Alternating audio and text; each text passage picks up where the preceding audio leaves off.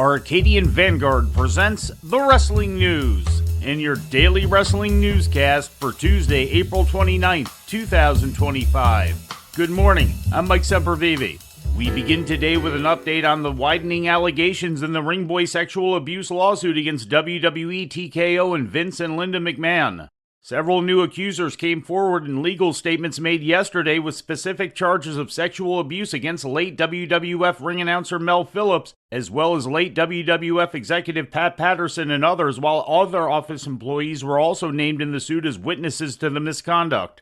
In a counterstatement, WWE and TKO argued that they should not be held responsible for activity that took place decades ago, long before Endeavor's buyout of the company, then known as Titan Sports. The negligence charges against WWE and the McMahons filed in the United States District Court for the District of Maryland constitutes an amended complaint that introduces 3 new plaintiffs whose identities were not revealed. The charges detail several incidents of sexual abuse of minors over a 20-year period stretching from the 1970s to the 1990s, with Phillips and Patterson implicated by name, as well as wrestler Coco Beware, who's accused of groping an underage ring boy backstage in full view of other employees, including Phillips, Patterson, and ring crew members Mike Chioda and Tony Chimel.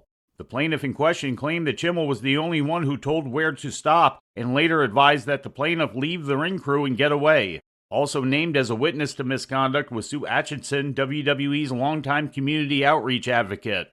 According to a report from Post Wrestling's Brandon Thurston, the updated complaint seeks to establish that the Ring Boys were compensated, which would demonstrate that WWE and its executives had a legal duty of care towards them.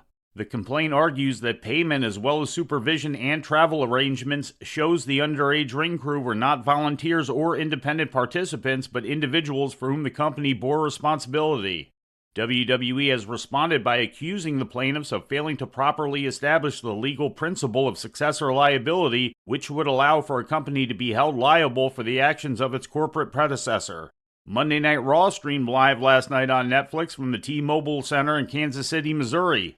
In the main event, Braun Breaker defeated Sami Zayn via referee stoppage. After the match, Breaker repeatedly speared Zayn, and then Rollins laid him out with the blackout to finish the show. So much for that empathy and compassion. And Rollins down with a stop! He told Breaker Sammy made his bed, and now he's got to sleep in it. Consequences come with every choice that is made. What a force! The landscape has changed for Raw. Paul Heyman has done it again. Seth Rollins at the helm. Breaker has the power. No one is safe on Monday Night Raw. The match was made during the opening segment when Rollins and Heyman offered Zayn a chance to be traded from Raw to SmackDown and get a guaranteed WWE title shot if he stayed out of their way. Zayn rejected their offer and agreed to wrestle Breaker instead. During a promo segment, Logan Paul called out World Champion Jey Uso and then took a super kick from the champion. Later in the show, Paul took out Uso with a sucker punch backstage.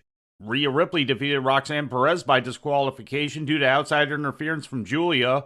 Perez and Julia attacked Ripley after the match until Io Sky made the save.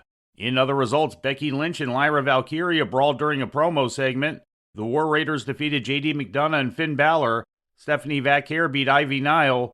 During another promo segment, Nick Aldis granted Pat McAfee a match with Gunther at Backlash. In ratings news, last Friday's SmackDown was watched by 1.551 million people on the USA Network, according to Programming Insider. That's down from the previous week's audience of 1.741 million. The rating in the 18 to 49-year-old demographic was a 0.51, also down from the previous week's rating of 0.55. In injury news, Rey Mysterio underwent surgery yesterday in Birmingham, Alabama to repair a torn adductor muscle, according to a post from Mysterio on social media. Mysterio sustained the injury on the go-home SmackDown before WrestleMania, leading him to be pulled from the WrestleMania card and replaced by Rey Fenix in his scheduled match against El Grande Americano. And finally, in independent wrestling news, Scott D'Amore's Maple Leaf Wrestling has signed Legends contracts with the families of Bruiser Brody, Bulldog Brower, and Bearman Dave McKinley, according to an official statement released yesterday. According to the statement, quote, "These agreements will ensure that the legacies of these legendary performers are preserved and celebrated through future Maple Leaf Pro events, merchandise, and digital content. This initiative is part of MLP's ongoing mission to honor the pioneers who helped shape Canadian wrestling and its deep-rooted connection to fans around the world," end quote. And before we leave you today, we'd like to remind you that however you consume your content, you can find the wrestling news 24 hours a day and 7 days a week across social media. On Twitter, follow us at Wrestling News AV. Our Facebook page is also Wrestling News AV. The Wrestling News can also be found on the Arcadian Vanguard YouTube page. And for those who utilize Amazon Echo devices, just tell Alexa to play the Wrestling News podcast. And remember to make sure you add podcast at the end. Once again, for daily updates, breaking news, and more, follow the Wrestling News across social media. And that's the news for today. If anything happens, we will be here to tell you about it. No clickbait, no paywall, just the Wrestling News. The Wrestling News is a division of Arcadian Vanguard, and the Wrestling Newscast is a production of the Arcadian Vanguard Podcast Network.